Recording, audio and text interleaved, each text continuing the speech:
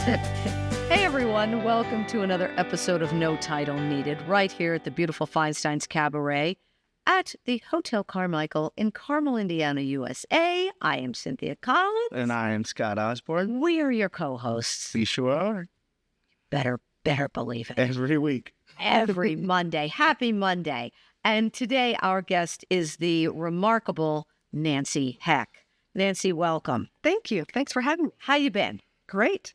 Now, you basically ran Carmel for how many years? Let's just get down to brass tacks. You basically ran the city. Yeah. So, no, you were under Mayor Brainard. Yes. Jim Brainard. Yes. When did you join him? Like, what was your official title? When did you join Jim Brainard? Right. Because he was mayor for about 100 years. And give or take. Right. You know? So, life takes you on these different journeys, right? So, I was working at Citizens Gas. I had gotten my law degree. We'd moved to Carmel. Our kids were young. I realized very quickly that I didn't want to work downtown and live here. You know, your kids have those portfolio parties in kindergarten, and I couldn't make it to stuff, or I'd have to take a day off. So I was looking for a job in the Carmel area. And Ron Carter lived across the street from me. And so my husband, Richard, goes over, knowing Ron's in marketing, and he says, let's set up some interviews for Nancy. Do you mind? And he says, oh, no, not at all. So he set up some interviews for people. And I was going to go. This was back when you actually had a portfolio. And here's my writing portfolio, and here's my photography portfolio. Mm-hmm. And like I said, I had just gone to law school, so I was a brand new attorney. So I couldn't stop my job because my husband watched our kids. So I was the main breadwinner. So I needed to just jump right into something else from where I was. So I talked to a couple different people, and then I was going in to talk to Mayor Brainard, and I thought, this will be a good little launching pad. I'll meet him, and then he'll share my name or whatever. And halfway through the discussion, he was talking about it as if there was a job. And I said, I'm so sorry, I don't understand. I was just coming to share this with you. I didn't think you had a job. He goes, well, I wasn't going to tell you that before I knew you. You know? And so I was like, okay. And so then he goes, well, there's this position that's open in the police department. It's public information officer civilian. And I was like, well, that kind of goes, well, here's the plan. You know how he is. He figures it all out. Yeah. So it's like, you'll work part-time for them and part-time for me, and your office will be over here. So my office was always in City Hall. It was always right where it was. But I had a lot more to do with the police department early on. And then because I was a new attorney, I eventually just did city court on Monday. So I would do city court on Monday. I would take all the files home over the weekend and kind of rifle through and figure out what I was doing. And I created a cheat sheet for myself that I think they still use, to take you through the case so you don't forget anything. So what, you created that, and they're still using your kind of... They are, yeah. I think they still So what you... Just a little... Kind of like the... There's a lot of other things that go along with that same concept. But so we started the first Police Memorial Day thing, and we did the Police Academy. So we started a lot of the initiatives that they didn't have. And then eventually it got so busy with the city and doing what I was doing with them, because I was a one-man band. And so, and then how the mayor is idea. And so it just kind of morphed into, I forget all the different titles. I ended up with the title of Community Relations and Economic Development. So you eventually kind of moved out of working for the police department. Right. And then you were right there, with the mayor the whole time, because that's how I know you, just being... Because we were always, I was, writing speeches and doing press releases, and we had a newsletter, and then we had to do the website. And so I was still doing all of those kind of things early on. And a lot of those relationships continued with Amy Legg did our newsletter, and Omni did our videos. And I didn't even know we had a TV station until one of the council members complained that we didn't have stuff up there. Like, what cable That would have been nice to know. Yeah. So it was just kind of funny how, you kind of learn as you go. And the mayor had all these ideas. I said, I'm really having trouble. He goes, hey, I'm just going to throw it all out there. And then he goes, you can have your staff do it. And then we'd wink, because there's no staff. Right. And so that was always the joke, is have your staff do this or whatever. So it just kind of morphed in. And the police department ended up getting their own people, and they still do. And they have their own events. And so they are all just, self-reliant, and they do all that kind of stuff. And then this kind of grew into, part economic development and part community relations with the events and the website and the communications, and just kind of we were the, I think that it was Woody that said you're the the junk drawer at the city. I was going to say jack of all trades. That's pretty good. And then Jeff Worrell's like, I don't think I like that analogy, but I get the point. Of course, Yeah. Jeff. So he said, what? So that was in 98. I was going to say, He that's- started, he Didn't- got elected in 95, started in 96, and then I came in March of 98, and it was right before the Central Bank robbery and the Key Bank. Like, there was a lot of stuff that happened in Carmel, like boom, boom, boom. Okay. And I was like, I thought this was going to be the nice, like the job that took me away from, like Citizens Gas had its own share of issues. And, Yeah. because they're just dealing with a very volatile fuel. So, but it was a very yes, it could interesting, explode. it was a very interesting kind of segue into working with the police and working. And we did a lot of work on media engagement, so that the people, I hadn't been through much training on that, and so we did a lot of that with the police department and fire and the PO. What type of law did you study? Oh, when you go to law school, you just do general studies. It's not like medicine where you like hone in on stuff. You just have to take a broad variety of classes, and then whatever you desire is what you go into. Okay. And so what most people do when they're in law school is they have the opportunity to intern at a firm. Right. Well, I was working full time and having 2 kids and going to law school. So our mantra was, it won't always be like this. It won't always be like And it always was. Yeah. So But so wait, then Go what back law to a did jack of all trades to do all those three things. you were like doing everything? yeah, it was, It's a juggling act. it was very, a lot of anxiety, I would say. I remember all my friends in law school that were like sequestering themselves in a hotel for a week. And I was sitting at my little Tykes table with the kids going, I want a marker, I want a highlighter. And I'm like, I don't know how I'm going to do this. And you were using those markers and highlighters as well. Yeah. Yeah. I was trying to do my studies for case studies and stuff. So wait, so then what? Okay, when you graduated law school, then you worked for Citizens Gas. Right, But what were you into then? You weren't labor law, were you? What were you? No, I was in the community relations. They had marketing for like the gas side, and then they had internal communications for PR and media. And then it was a huge company, and they had people in various locations in Greene County. And so we did like their magazine, and we helped with websites were kind of a thing, but not a big thing. So we did some of that, but we did a lot of internal communication, and we did media interviews and, kind of troubleshooting. Wait, so how many kids do you have? 2. Okay, that's it. That's enough. It sounds like with what you have going, 2 is enough. And then, so wait a minute. So you get married, have 2 kids, then you went to law school. Yes. Okay, so that's We didn't know that I was pregnant when I took my LSAT. okay. What happened is, you get a Citizens Gas, and it's a very stable, very nice company, and they paid at the time, they've changed this too, but at the time they paid 100% of your schooling up front. Wow. So I would get my bill from IU, and then I would take it down to the HR department. They would approve it. I would walk across the hall to the credit union, and they would deposit the money in my account so I could pay the bill. Wow. Yeah. Yeah, those days are gone. Yeah, exactly. We have to take a break. Yeah. On that note, Unfortunately. and we're going to be back with Nancy Eck.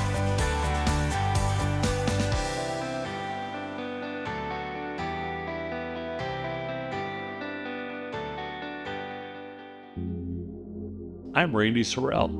I hope you love some of my art that you are about to experience. Cheers. Fruit of the Vine is this one's title, and it celebrates our love of wine and vineyards and historic maps and beautiful grapes. I think you would love this somewhere in your home.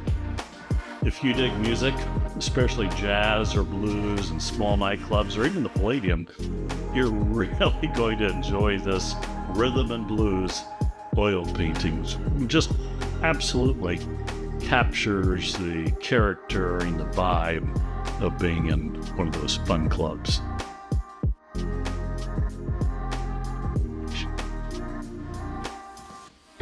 Welcome to Afternoon on the Sands. And if you've been there, you recognize it, right? Notre Dame, Eiffel Tower, one of the many historical bridges, cool oil painting with metallic. Oh, I love downtown Indy, and this is Monument Circle with the historic monument and Robert, Indiana's famous love sculpture, acrylic painting. What a great way to celebrate your heritage.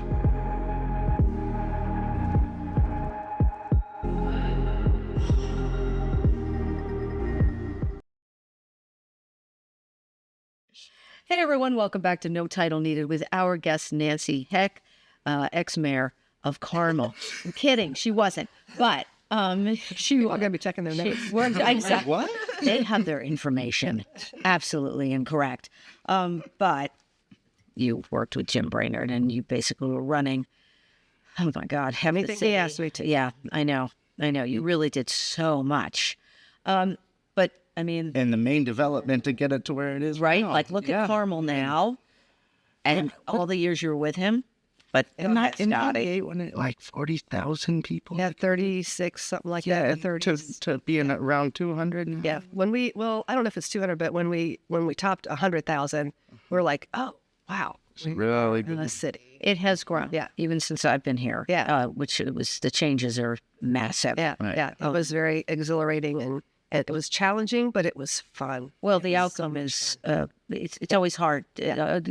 Great things are hard. Yeah, You know, so it was a you very can't get to it. dedicated team, and they loved working together.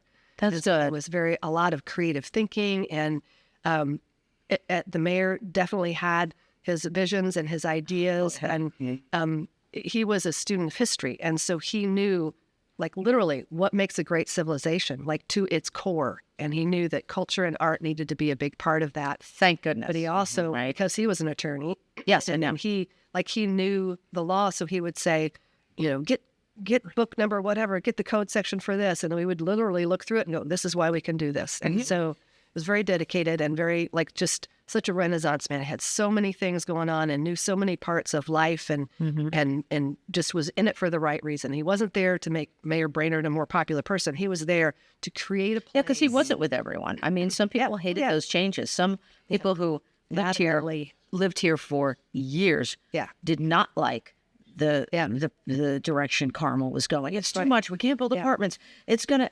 And I'm like, you know what? It's happening. He really did his research. He really did. Went to other communities that he found successful. And Right, and read every book he could find, and called the people that had written those books, and he really wanted to know the history of it and why things work, and he was very much he loved explaining to people. He didn't get angry with them. He did it like the louder they got, the quieter he got, and he just wanted them to understand. You may not agree with me, but I want you to understand where I'm coming from. I'm not just thinking this stuff up. There's a reason why I'm doing it the way I'm doing it, and why I think this part is important. And I'm working part-time now for the symphony, and they're coming on their 50th Yes. year. Are you on the board? No, I'm on the board of the Center for the Performing Arts. Okay. But I'm just working part-time with the symphony. Yeah. What So are I'm you just doing there? Marketing with them? stuff like that. Marketing. Yeah, just marketing and whatever. Again, whatever else needs to be done. But Yeah. I really, really want them to get back to where they were a couple decades ago. Like they were the reason that we have the arts now. The mayor had this vision and plan, but it needed community support. And so who did we call on? We called on Doreen Squire-Ficarra at the Arts Council. Because there's Called on the folks at the Carmel Symphony, Jeannie Book, and whoever. Oh, Jeannie else Book, there. sure. Yeah, and so when we needed to fill the room, they were there, and because the symphony was the largest kind of support group. Well, they were the only arts organization. Yeah, other than the Arts Council, right? And the community which was doing. actually they. Oh, that's right, the community theater. Yeah. So they all gathered their people, but the symphony, without their support, and they would talk to people in the community, and they would gather that grassroots support that we needed. So I want people to understand that they were very instrumental in what we're doing now. That's great. Yeah, I know. Go ahead. so were politics always part of the plan? No.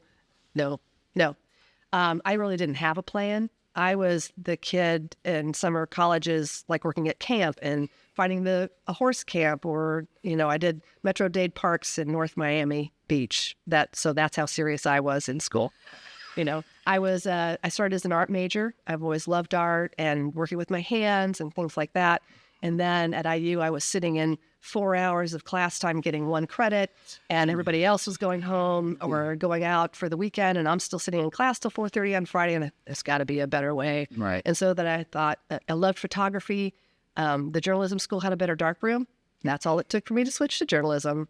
And that kind of set me on my path. So it wasn't like when I was a kid, I want to do this, this, and this, and I just... So this was before law, before you... was your undergrad. Yeah, so you my didn't dad even was know a you lawyer. wanted to be a lawyer at the time? No, I actually wanted to make sure I wasn't. Like, my dad was a lawyer. He was a great lawyer, did wills, estates, and trusts, G. Weldon Johnson, just to say his name into the world. Yeah. And so I would go down to his office in the summer, and that was back before computers. So you had these binders of case law, and they would get the updates. And it was tissue paper thin, like Bible paper. And we would have to take out page 507, insert page 50. And so that was my experience with law. I thought, I am never going to do this as long as I live. And so I didn't really understand the law or what it was. And so I never really had that on my trajectory. Did you go to IU undergrad too? Yeah. Okay. So I studied journalism in Bloomington. Yeah. And then I went to IU Indianapolis because I was working at Citizens Gas. Oh, and it was right. just right Sure. over there. So I had to guess. Yes. And I had a wonderful boss, Steve Scott.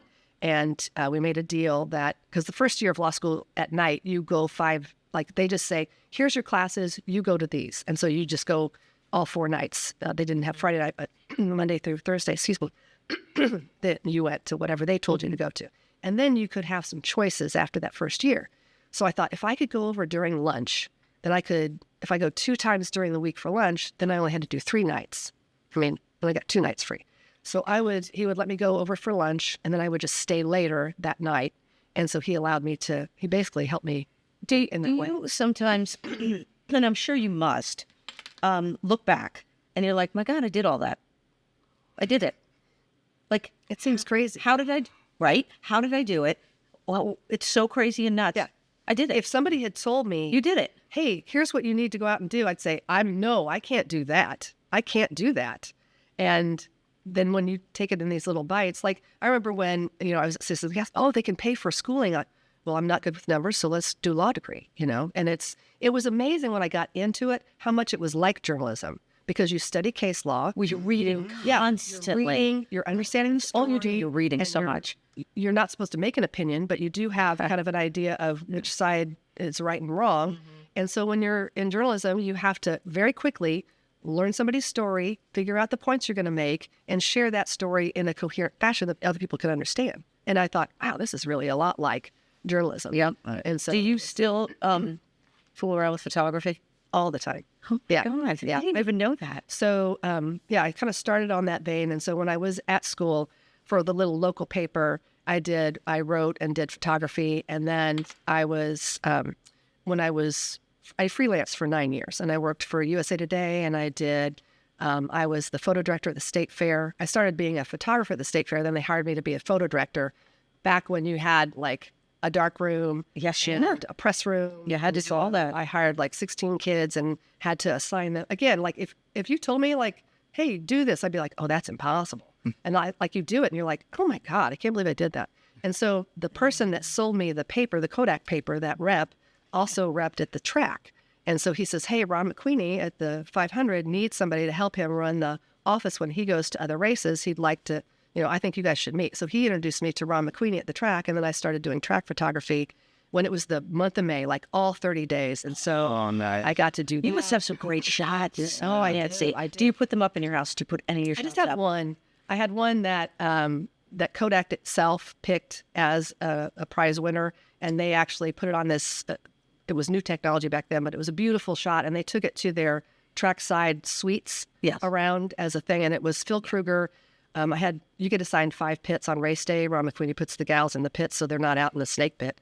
And so What used to be the snake. Yeah, Yeah. still is. It is. Yeah, Now it's no, Gen 3. What I hear tell not what it used to be. Oh, right. But so you had 5 pits, and you had to go get a driving suit from a previous driver, someone your size, because you had to wear a fire suit. So I had, little Stan Fox was a little guy, so I'd borrow his suit, and I'd go in the pits, and you had all these cameras. You had black and white film, slide film, and regular color film. And so you had all these cameras, all these lenses, and you get to go into like Canon and borrow all their equipment for the month. So all this stuff's hanging off of you, and it's very exhilarating. So, yeah, it was back in fun. the day. I got one more for you, and you might have just answered it. Yeah. Aside from the obvious, work and family, what is your main passion? And you might have just answered. Yeah. Right. I would say the arts, Yeah. just creating things, and creating a city is the same kind of thing. It's having something that is left behind, something that takes your mind off of everything else. Like when your hands are busy and you're creating something. And I do sewing, I do jewelry, I do I try and do a little bit of art with my hands. I love editing photography. I love editing videos. I just kind of try and pick it all up. But I will tell you one thing I learned recently that you kind of know, but you don't know. Sam Schmidt, I'm going through the chairs of presidency for Rotary, and so I booked speakers, and we booked Sam Schmidt, the race car driver that's paraplegic, and he has driven Neuro Recovery Center now. So he came and spoke, and he said, I learned through this situation that I'm in, through how my life has changed, that you think you're passionate about something and that is your purpose. And he says, I have realized that I was passionate about motorsports, but my purpose is this, this neuro recovery for people. Right. So I would say that I'm passionate about art, but I love my purpose. I realized working with Mayor Brainard that was creating this place, creating places that people love to be, because that brings that sense of community and you really feel like you're doing something that has made a difference. And he did so much so fast. It's wonderful that as my kids were growing up, they were enjoying it as it went. It wasn't something that, 50 years down the road might happen. It was happening in real time. We have to stop talking to you now. And that really stinks. I know it does. I mean, we can continue to talk to you, but not in front of everyone. Yeah. So Don't the go rest of anywhere. us. Thank you for being here, Nancy. You're very and thank you for everything you've done for Carmel and for the state of Indiana. Truly. Not just Carmel, and everything. You're so smart. You just keep your brain going. You keep your brain working, which is always so important. So the best of luck with the Carmel Symphony Orchestra. Thank you. Your next journey. And thanks for joining us on our little journey here with Nancy Heck. No title needed. Come on over to Feinstein, see a cabaret. They have a wide variety of entertainment here. It's absolutely wonderful, beautiful, intimate setting. Get yourself a great cocktail, a little nosh, and see some great entertainment. I'm Cynthia Collins. I'm Scott Osborne. And we are your co-hosts for now and forever. And thanks a lot. We'll see you next time. Bye.